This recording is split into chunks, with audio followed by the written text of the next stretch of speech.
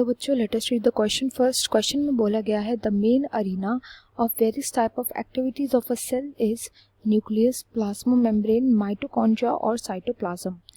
वो एरिया जहाँ पे various types of activities of a cell देखने को मिलती है वो कौन सी है?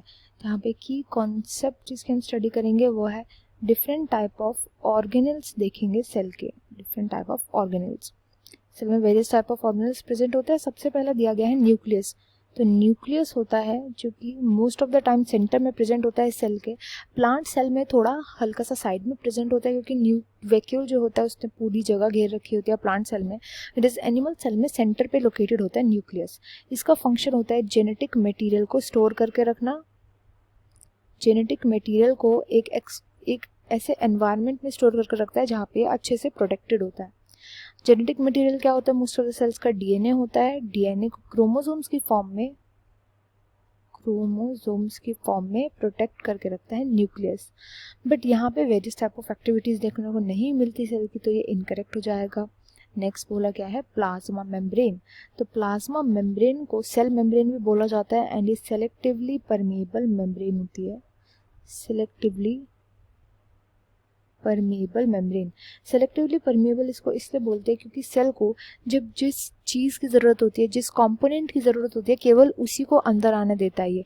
तो जो मूवमेंट होती है आयंस की या किसी दूसरे कंपोनेंट की सेल के अंदर बाहर, उसको कंट्रोल करके रखती है ये सेलेक्टिवली परमेबल मेम्ब्रेन। साथ ही साथ जो सेल का इंटरनल एनवायरनमेंट होता है उसको भी मेंटेन करने में हेल्प करती है। इंटरनल एनवायरनमेंट को मेंटेन करके रखता है plasma membrane. Plasma membrane protection में हेल्प करती है पूरे के पूरे सेल की, बट इसमें भी मेन जो एक्टिविटीज़ होती है सेल की वो देखने को नहीं मिलती, तो ये भी इनकरेक्ट हो जाएगा। नेक्स्ट में बोला गया है माइटोकॉन्ड्रिया। माइटोकॉन्ड्रिया हम पता है सेलुलर रेस्पिरेशन में हेल्प करता है। सेलुलर रेस्पिरेशन से क्या मिलता है हमें? एटीपी। सेलुलर रेस्पिरेशन से मिलता है एटीपी। एंड एटीपी कैसे मिलता है? जब पायरुवेट का ऑक्सीडेशन होता है, पायरुवेट ऑक्सीडाइज होता है माइटोकॉन्ड्रिया में, तो उसी टाइम पर इलेक्ट्रॉन ट्रांसपोर्ट चेन के थ्रू जनरेट किया जाता है एटीपी। बट यहाँ पर भी माइटोकॉन्ड्रिया में मोस्टली केवल सेलुलर रेस्पिरेशन देखने को मिलती है और इसके अलावा और कोई प्रोसेस देखने को नहीं मिलता, तो ये भी इनकरेक्ट है। यानी हमारा राइट आंसर है ऑप्शन 4, दैट इज साइटोप्लाज्म। तो साइटोप्लाज्म जो होता है वो फ्लूइड स्ट्रक्चर होता है। फ्लूइड स्ट्रक्चर जो throughout the cell present होता है। Throughout the cell present होता है। तो जैसे सपोज ये सेल है, सेल की प्लाज्मा मेम्ब्रेन है, ये प्लाज्मा मेम्ब्रेन। तो इसके अंदर ये जितना भी स्ट्रक्चर होता है फ्लूइड स्ट्रक्चर्स, इसको हम बोलते हैं फ्लूइड या ग्रैन्युलर स्ट्रक्चर, इसी को बोला जाता है साइटोप्लाज्म। अगर हम प्रोटोप्लाज्म में से एक्सक्लूड कर दे, प्रोटोप्लाज्म में से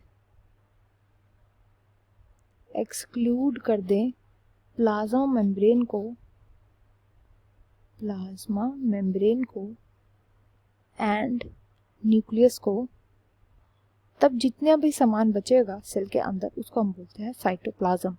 साइटोप्लाज्म का मेन फंक्शन होता है, एक तो ट्रांसपोर्ट में हेल्प करता है, वेरियस चीज़ों की ट्रांसपोर्ट में हेल्प करता है, और इधर ही बहुत सारी एक्टिविटी जैसे सेलुलर रेस्पिरेशन हो गया, एनारोबिक रेस्पिरेशन,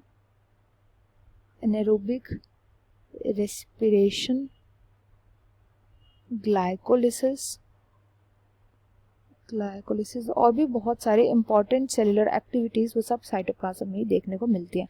तो इस क्वेश्चन का राइट आंसर जाएगा option 4, cytoplasm. I hope you understood well. Best of luck and thank you.